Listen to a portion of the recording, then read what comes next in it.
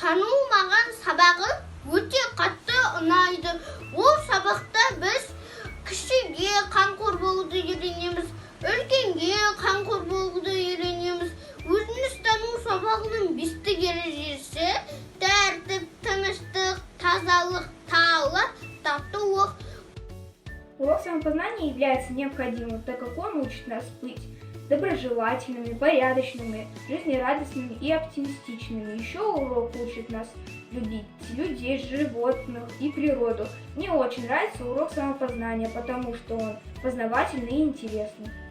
Предмет самопознания учит нас доброте, уважению к старшим, взаимопониманию с родителями и учениками, быть добрым, ответственным, самостоятельным.